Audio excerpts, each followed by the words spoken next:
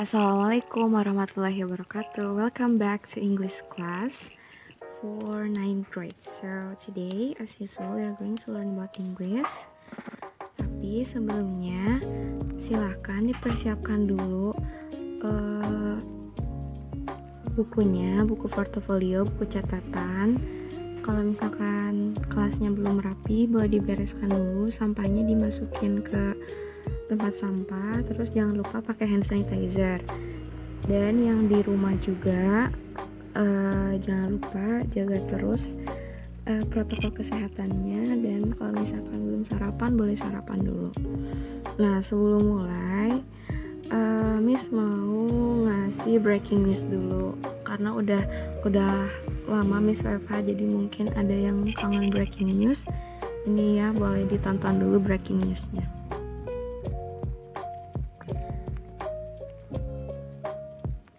Have we found the lost city of Atlantis? Undersea archaeologists telling a French newspaper that indeed they have discovered what they believe are the remains of an ancient civilization submerged deep in the Caribbean Sea. The researchers claim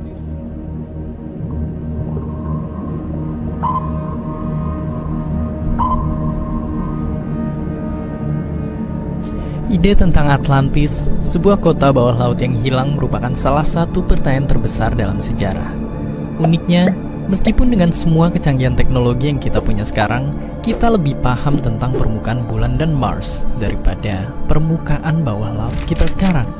Itulah yang menyebabkan jika disimpulkan, pengetahuan kita tentang bawah laut sana masihlah begitu terbatas. Ini yang menjadi sebuah pertanyaan besar bagi kita. Apakah benar di bawah sana ada bukti tersimpan kota yang hilang? Kisah Atlantis dimulai dari cerita yang ditulis oleh seorang filsuf terkenal Yunani, Plato. Ia menceritakan bahwa ada satu masa di seberang laut sana, sebuah negeri bernama Atlantis. Negeri yang indah, kaya, dan perkasa. Namun Atlantis bernasib tak seindah namanya. Karena kesombongan dan kerakusan mereka pula lah mereka ditenggelamkan oleh gempa dahsyat dan banjir besar oleh para dewa. Setelahnya, hanya nama dan kisah indahnya yang tersisa ditelan oleh waktu. Cerita Plato inilah yang kemudian mencetuskan pencarian ke bawah laut sana, dari masa lampau hingga sekarang, demi mencari di manakah Atlantis ini pernah berada. Pencarian pun dimulai. Banyak para penjelajah hingga ilmuwan coba menemukan di mana letak kota yang hilang ini selama berabad-abad. Salah satu dugaan pun berujung di bawah lautan Indonesia.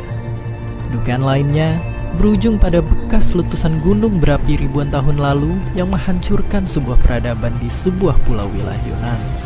Namun kenyataannya, hingga sekarang pun belum ada bukti kuat sisa-sisa peninggalan Atlantis sudah pernah sekalipun ditemukan. Karenanya, pertanyaan baru pun muncul.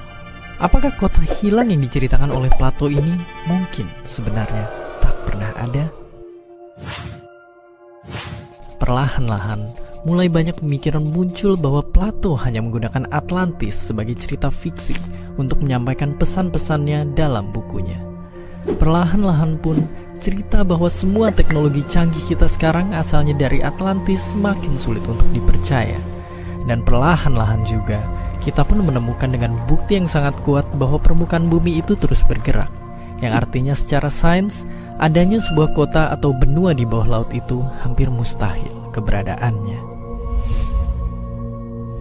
Meskipun keberadaan Atlantis ini sulit dibuktikan, kita yang hidup di tanah yang tak kalah kaya dan subur, mungkin justru punya kesempatan untuk membangun kota utopia yang sebenarnya tanpa perlu bernasib sama. Dan seperti halnya cerita hebat Plato tentang negeri bernama Atlantis, kita bisa namakan negeri utopia itu Indonesia.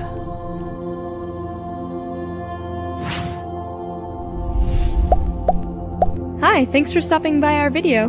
Don't forget to comment, like, and subscribe.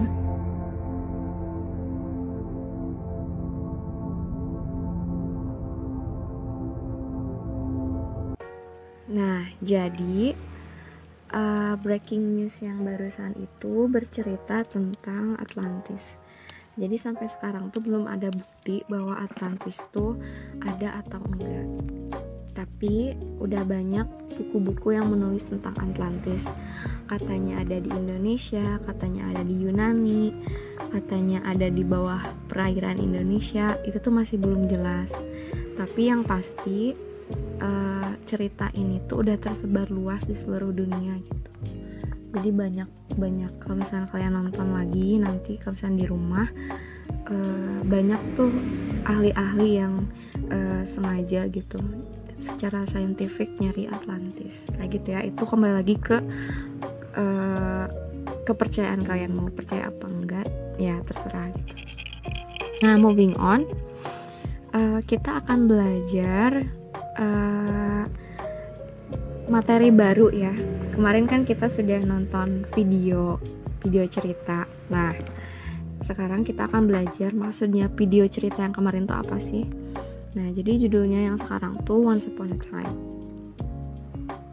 Nah, jadi tujuan dari pembelajaran hari ini adalah, jadi di akhir kalian akan diharuskan untuk memahami teks naratif, nah berbentuk cerita rakyat, atau dalam bahasa Inggrisnya itu fairy tales atau folklore.